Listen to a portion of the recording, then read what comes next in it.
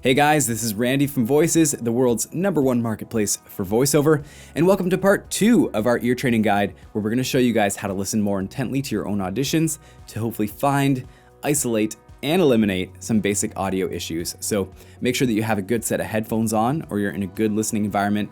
These examples are going to take a great deal of concentration to be able to decipher the differences, and we want to challenge you guys to listen very intently. Today, we're going to be covering noise. So 2 different types of noise. We have acoustic noise and we have electric noise, and these can propagate in our audio in different ways.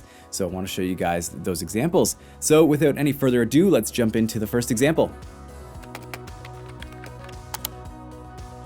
All right, the first example here today is acoustic noise, or what we call room tone, or the sound of a room. Now, every room has its own sound. We kind of covered this in the last part of the series.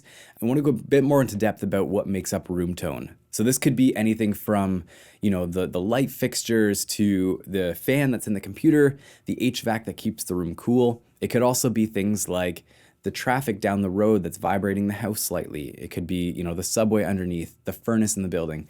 Anything that contributes to the sound of that room is room noise. Something to consider is that not only is the room made up of sounds outside or, fans, ventilation, that kind of thing that contribute to the room's sound, also your sound within that room and how your sound bounces around is going to contribute to what we'd consider to be the sound of that space. But what does this mean for your audition is that when you submit an audition to a client, their brain is doing calculations to figure out where you are. It's trying to place you in a space, in a dimension.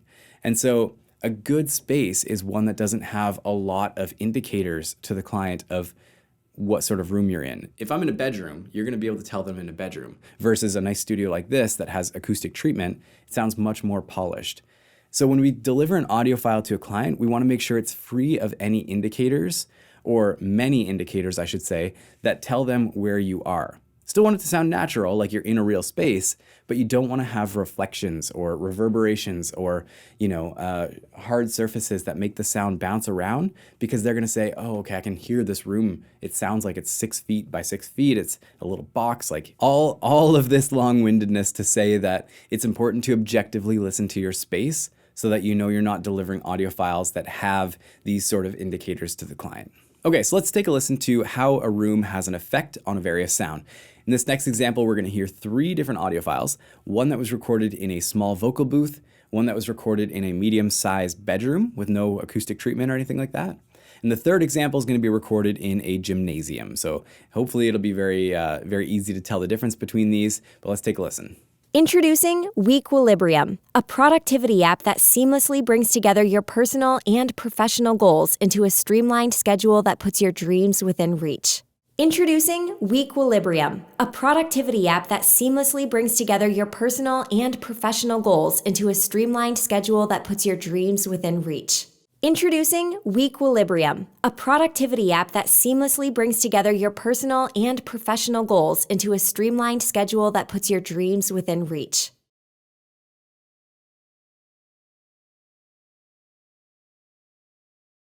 All right, how'd you do? One of the very best ways to figure out a room's effect on a certain sound is through short articulated sounds. So things like clapping. And that's why you see sound guys will go into a room and they'll clap, or they'll say, check, check. They're saying that because it has a sharp ending on the word check, which helps them really distinguish between the sound that they're creating, or their source, and then the reverb time. And what we typically call in the industry is RT60, or reverb time to -60, which basically just means how long does it take that sound to dissipate down to -60 decibels. And that's sort of a unit of measurement that they use to figure out the reverb time of a space and how that space is affecting their sound. I hope that makes sense. Basically, you want to have passive absorption, so things like these panels that you see in behind me, those are going to help lower that RT60 and shorten that time so that you have less reverb and less noticeable space, giving less identifiers to your client of what kind of space you're recording in. Okay, let's shuffle the deck. Let's listen to those 3 examples again, this time in a different order, and see if you guys can spot the difference. Introducing Weequilibrium, a productivity app that seamlessly brings together your personal and professional goals into a streamlined schedule that puts your dreams within reach. Introducing Weequilibrium, a productivity app that seamlessly brings together your personal and professional goals into a streamlined schedule that puts your dreams within reach. Introducing Weequilibrium, a productivity app that seamlessly brings together your personal and professional goals into a streamlined schedule that puts your dreams within reach.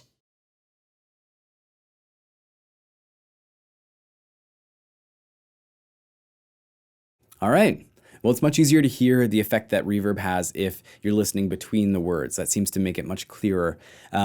One little insider tip here is that if you want to eliminate the effect that a room has or help reduce that room tone, is just getting closer to the microphone. You're increasing that signal to noise ratio and getting more of your voice in and less of the surrounding things. Now, we've talked about acoustical noise. So these are things like your air conditioner or your refrigerator down the hall, the subway that goes under your house every 30 minutes, what have you. These are all examples of physical noise, things that are happening in your space that get picked up by the microphone. But what about things that happen after the microphone that cause noise? What would you call those? Those are basically electrical noise examples. So a loose cable or a broken preamp or an effect that's adding some sort of distortion or something like that, or clipping. These are all examples of electrical noise, which may distort or interfere with your audio recording. And so these are something that we also want to be aware of. Okay, so the first example that I'm going to show you guys here is just a clean recording, and it sounds like this. Relieve the stress of finding units and setting up viewings. Connect with one of our trusted real estate agents that specializes in finding rental homes. Okay, now we're going to listen to 5 different examples, one of which is going to be the clean tone that you just heard, 2 are going to be acoustic noise, and 2 are going to be electrical noise. Relieve the stress of finding units and setting up viewings. Connect with one of our trusted real estate agents that specializes in finding rental homes. Relieve the stress of finding units and setting up viewings.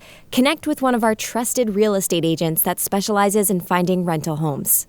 Relieve the stress of finding units and setting up viewings. Connect with one of our trusted real estate agents that specializes in finding rental homes. Relieve the stress of finding units and setting up viewings. Connect with one of our trusted real estate agents that specializes in finding rental homes. Relieve the stress of finding units and setting up viewings. Connect with one of our trusted real estate agents that specializes in finding rental homes.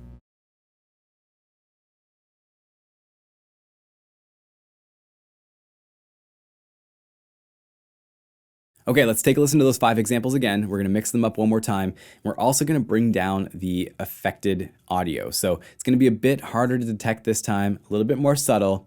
One little insider tip here is that the difference between acoustical noise and electrical noise is that electrical noise tends to be more consistent. It's more sort of regulated or steady, whereas acoustical noise tends to have more variance. So things like, birds or subways or the refrigerator, they're all things that kind of come and go in waves, whereas electrical noise is pretty much just constant. Relieve the stress of finding units and setting up viewings. Connect with one of our trusted real estate agents that specializes in finding rental homes. Relieve the stress of finding units and setting up viewings. Connect with one of our trusted real estate agents that specializes in finding rental homes. Relieve the stress of finding units and setting up viewings. Connect with one of our trusted real estate agents that specializes in finding rental homes. Relieve the stress of finding units and setting up viewings. Connect with one of our trusted real estate agents that specializes in finding rental homes. Relieve the stress of finding units and setting up viewings. Connect with one of our trusted real estate agents that specializes in finding rental homes.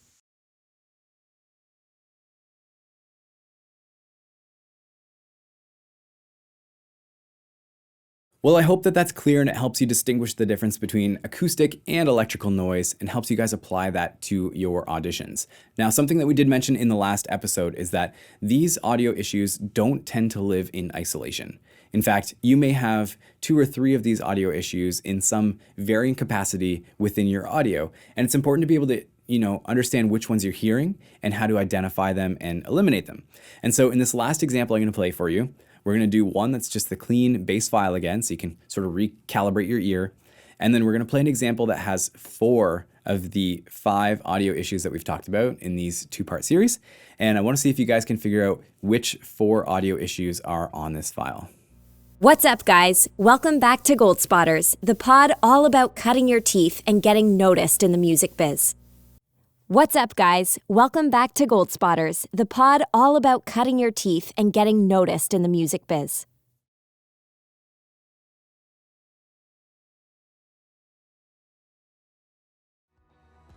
All right, guys, well, that is it for the ear training guide. I hope that this was really helpful for you, and I hope that you can take some small piece of this and apply it to your own auditions. One thing that we found was we do get talent saying, I think my auditions are really good, but I just don't know. I don't know if they're great. And we can't really send other people's auditions for you to compare against. So one of the only ways we could think to really help you out was to provide some of these basic audio mistakes that people tend to make, and hopefully you can extrapolate this and apply it to your own auditions to be successful. And of course, if you guys have any questions at all, you can reach out to our support team at support@voices.com, and they're here to help you with your profile and your auditions to make sure that you're booking as much work as possible. Well, guys, that's it from me. Happy auditioning, and we'll see you in the next one.